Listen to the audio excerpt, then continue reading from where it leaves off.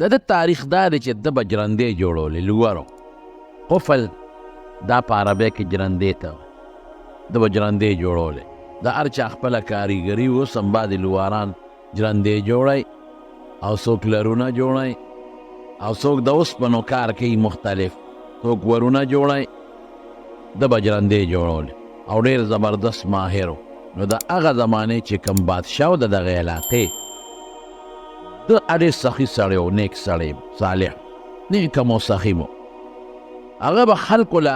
نیکانو خلکو غریبانانو سره امداد هم کو او د دغې علاقې به دا رواج و چې د بادشاه د دې مدح او د دې شعر و شاعرۍ زمانه وه نو چې چا به هم د بادشاه په حق کې شعرونه جوړ کړل او د هغه صفت بیا و که په نعتونه به ورته زه ویم شعرونه نو بادشاه به انعام ورکو او خلکو به هفته و میاشت مخکې ټیم اخیسته نو د بادشاه له جرندې جوړې کړې یو څو داسې جرندې یې جوړې کړې چې په دغه زمانه کې داسې جرندې د چا سره نه وې ډېرې قیمتي اعلی ځکه چې بادشاه له تحفه کې وړي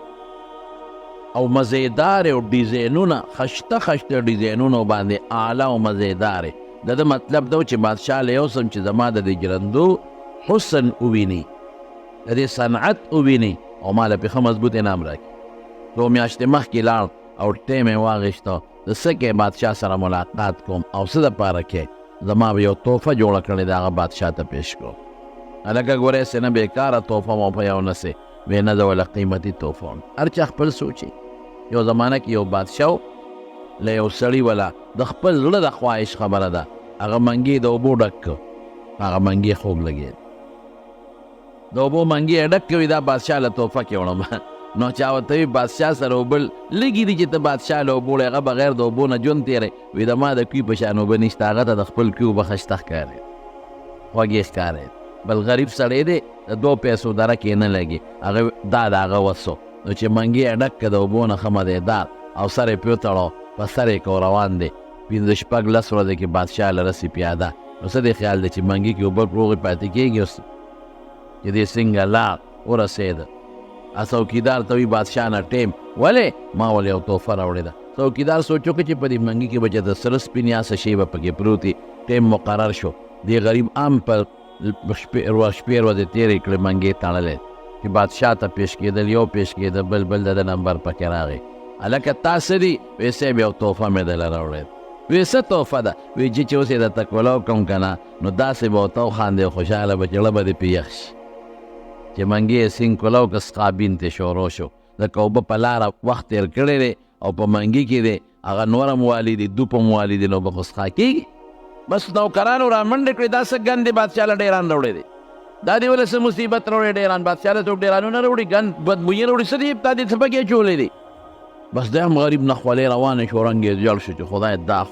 دا ما خو اوبه راوړی وې دا خو څښا ډېران دی موتیادې دي غول دي اوبه تې بوی ته خېږي بادشاه هوښیار دې خبرې تحقیق مات هوښیار بادشاه فوري صداګانې نه ورکوي سوچ سره کار کوي فکر سره نو هغه بادشاه هوښیار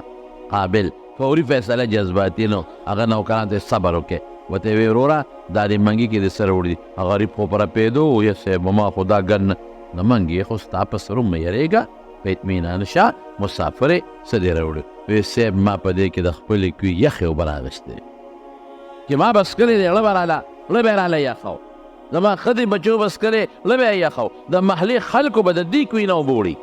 دونه مزېدارې دي نو ما باندې د اوبه ډېرې زیاتې خوږې لګېدلې نو ما وی چې کوم شی په ما ښه لګي راشه بادشاه له تحفه کې یو څه بادشاه سلامت د څه خبر وم چې هغه نه به دا ګن به جوړېږي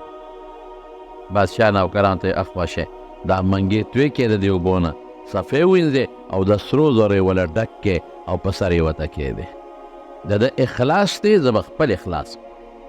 د خپل اخلاص وکړو د دې غریب دغه وسو زه به خپل اخلاص کوم دې وجې نه رسول الله مبارک فرمایي وی چې چا په جومات کې د چنچڼې د جالې عمره کاره مو وکړو نو زه به دله د دې مثل ورکوم په جنت کې د دې مثل نو مثل دا مونږ طالبان خو په هر شي سوال کوي نو یدې دا مطلب شو چې الله به مونږ له په جنت کې چې څوک جومات کې کار وکړي د چنچڼې دا جالې عمره نو چنچڼې عمره جالې ځای به ورکوي نه دا مماثلت یو جواب دا دی په اخلاص کې دی د د اخلاصو الله به خپل اخلاص ته ګوري د اخلاصو الله به ولې اخلاص ته ګوري د دې غریب دغه وس و چې نور وس یې نه کېده لږ غوندې یو لیش دی په جومات کې جوړومه الله به خپل وس ته ګوري د دې مقابل چې زه څومره الله وس بیا ډېر زیات دی نو بادشاه ته ګوره که نه وایي زما د دغه اخلاص و زما د دې اخلاص بچي وي که چاټی دې په سر راوړی وو نو چاټی به دې نن ډکه وړه که خوم دې راوړی وي نن به دې خوم ډک وړه ستا دغه اخلاص ورته یې ډک که نو دا به پخوانو بادشاهانو له خلکو به دا څیزونه وړل او پرې خوشحالېده نو نوم یې ولیکه خشته جرندې اعلی قیمتي ډیزایني جرندې یې جوړې کړې دي قفال او چې سنګ لاړ د ورځو انتظار د میاشتو یو که دربار ته په خپله نیټه لاړ دربانچي اعلانونه وکړ پلانکې ټول ناست دي وزیران مشیران دربار لګېدلی دی سهار نه مازدیګره پورې بیا انتظار وکړو چې نمبر به د مازدیګر راځي چې مازدیګر یې کله نمبر راغی او دی یې راوغوښته نو بادشاه ورته وی څه شي څه تحفه ده وی صاحب زه خو جرندو جوړولو والی یم او تاله مې دا یو څو جرندې جوړې کړې دي چې بادشاه وکتل ډېرې خشته وي ډېرې مزېدارې هلکه دا خو ډېرې خشته جرندې دي جوړې وی صاحب دې ډیزاین ته مه ګوره نقش و نګار ته مه ګوره خو دا داسې جرنده ده دا کومه چابي درکړم په دې به کولاویږي د دې نه د دنیا انجینران دې راشي او لواران دې راشي او ګوتې دې پکې وایي څوک دې کولاو داسې قیمتي شي اوس بادشاه سلامت جرندې لاس کې غشتې دي او حیران دی ورته ګوري ورته خلک هم په تمه ده چې دې لورله دې قفال له بادشاه سینه هم ورکوي اړی راړی جرندې ګوري دې کې دربار نواز وکړه بادشاه سلامت فلانکې دربار ته حاضرېږي دا چې کوم به بای پاس به کم سړی راته چې کم سړی به څه ورته ویې لکه د هغه به اهم سړی به راته وی آی پي سړی به راته وی آی پي نو هغه ته به بیا بریک نو هغه ته به نان سټاپ چې ورته وایي نیغ به را روان وی آی پي سړی به دربان اعلان وکړو وی آی پي سړی را روان دی جی فلانکې د فلانکي کلي بادشاه سلامت دربار کې حاضرېږي چې بادشاه د هغه سړي داسې لاس کې اوس د بادشاه جرنده ده اړې راړې چې دا څونه قیمتي او اعلی ده خو چې نوم یې واورېد چې فلانکې را روان دی بس بادشاه پاسېد سړي ته پاسېد او چې څومره وزیران دي هم پاسېدل چې څومره مشیران دي هغه هم پاسېدل او چې بادشاه پاسېد ټوله مجمع پاسېدل صاحب ټول دربار وزیران مشیران بادشاه پاسېد دا قفال وي زما هغه جرندې راواغېستې او په هغه مېدې واپس کېښودې لکه هم شی راغی وړه کې وایم چې خدای دا څوک دی بادشاه نه خو لوی سړی کېدی نه شي د علاقې بادشاه خو دی څه وزیر خو نه دی ګورنر خو نه دی چې بل ته ودرېږي خو دا څوک هم سړی دی او داسې زبردست استقبال او ټول وزیران ورته ولاړ دي دا څوک دی وړه کې مې بس اوس خبرې بدلې شوې څه خبرې بدلې شوې ما زما خو چې زما هنر اعلی دی ما له به نن بادشاه لوی نام راکوي او کیدی شي بادشاه مې ځان ته نږدې کي چې ته بهترین هنر والی زما د هنر نه ښه هنر د بل چا نشته د چې کومې کوټې ته جرنده وم د چا پلار ته غلا نشي کولی او چې زما جرنده نی شل کته به ورنه ودي غلا به ترې کوي ما والا اعلی هنر خو ما وی چې دا سړی ما نه ښه هنر والا دی هر څوک لکه مې سوچ وکړه چې بس قفال دا د جرندو هنر به نن پرېږدم بس دا به نن پرېږدم نن به دغه هنر زده کوم چې دا کم سړی را روان دی او ده سره کم هنر دی دا به نن زده کوم ولې زما هنر ته په خشتوالي وکتل خو چې د هغه نوم یې صرف نوم یې واورېد زما شی یې کېښود هغه ته دونه پروټوکول ورته ودرېد ټوله مجموعه ولاړه ده بادشاه ولاړ تر څو چې هغه نه راغلی اصل دا هنر بس د کوم هر څه چې دی نن به بس محنت به کوم سړی چې راغی بادشاه د خپل ځای نه لږ ور مخکې شو ور تر غاړه خوا کې په کرسۍ ځان سره کېن دونه عزت بس دا هنر د زده کوم د دې ته قدر وایي دی خو مونږ خو میاشت مخکې نمبر اخیستی دی دی خو بې نمبره راغی مونږ خو بیا سهار نه راغلي یو انتظار هم وکړه د خپل نمبر دی خو نیغ په نیغه راغی ده ته خو بادشاه ټوله دنیا ودرېده دا هنر کې کمال دی دا هنر به زده کوم معلومات مې واخیسته سکرټري صاحب نه چې زما شیخ وروسته ویې په ارام کښېنه خدای خوا کښېنه ته اوس دې وخت کې سته نه ځایږې دا سړی راغی دا څوک دی دا د دې تاشقند په علماو کې لوی عالم دی د سره علم دی د رسول الله په خوا اوهو واقعي چې د چا په سینه کې د رسول الله مبارک علم زما په سینه کې د لوارۍ پویه پرته د بل سړي په سینه کې د ترکاڼۍ پویه پرته ده، د بل سړي په سینه کې د انجینرۍ پویه پرته ده، د بل سړي په سینه کې د طب او د ډاکټرۍ پویه پرته ده، د بل سړي په سینه کې د زراعت پویه پرته ده، د بل په سینه کې د فینانس او دغه پویې پرتې دي، د ده په سینه کې د الله او د رسول علم پروت دی. دا سینه خو بل شانتې ده. اشراف امتی حملت القرآن. رسول الله مبارک فرمای زما امت کې بهترین مخلوق هغه دی چې سینه کې قرآن پروت. دا خو هغه کس دی فی قلبه نور، زړه کې رڼا پرته ده، فی قلبه نور، زړه کې قرآن پروت دی، د قرآن رڼا پرته ده. اوهو ملا صاحب دونه قدر سوچ. اوس دا زموږ خلک دی ملا ته داسې ګوري لکه یو خصبګر، خو چې د چا په زړه کې د الله قدري او د الله د قرآن قدري او د رسول قدري او د رسول د احادیثو قدري، نو اب بیا د هغه انسان ډېر قدر کوي چې سینه کې د الله قرآن او د پیغمبر سنت پراته دي. دا خبره که غلطه ده، دا خو هغه کس دی زړه کې خو د قرآن رڼا پرته ده، دین پروت دی پکې. بس دا ملا صاحب دی، د ده چې کوم هنر دی نن نه پس بس زده کوم، بس ژرندی بادشاه ته په غمیز پرېښودی راپاسېد دا قفان. علم یې شروع کړو. څنګه علم یې شروع کړو؟ لاړ ووت ټول خراسان کې ګرځي، ورپسې لاړ عراق ته، کوفې بصرې ته، ورپسې لاړ مکې مدینې ته، شام ته، مصر ته. الله پاک د امام شافعي رحمت الله علیه د مسلک د زمانې یو ډېر لوی محدث، مفسر، فقیه، اصولي او مجاهد عالم ته الله پاک جوړ. داسې ملا دی، محدث کبیر او شاعر مشاعر،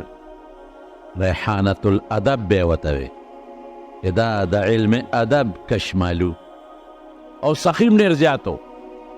امام نووي لیکلي دي، د مسلم شارح دی، محشي دی. هغه وایي چې کله جهادو د رومیانو خلاف، نو دې قفال به په خشته اوازونو خپل شعرونه وي او د رومیانو خلاف په مجاهدینو کې به غیرت او جذبه پیدا کوله. زبردست مجاهد هم وی داسې ترانې به وی چې مجاهدینو کې به غیرت پیدا کو. روم چې فتح شوی دی د قفال د شعرونو او د قفال د ترانو د وجې نه فتح شوی دی، پکې موجودو په خپله قیمو. څه وایي؟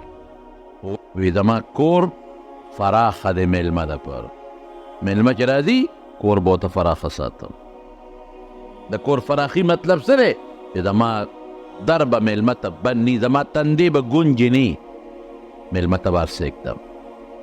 وزادي مباح على من اکل، او چې څوک هم زما ډوډۍ خوري مباحه ده ورته. میلمه هم خوري هغه ته مباحه، او که هر څوک یې خوري هغه ته مباحه.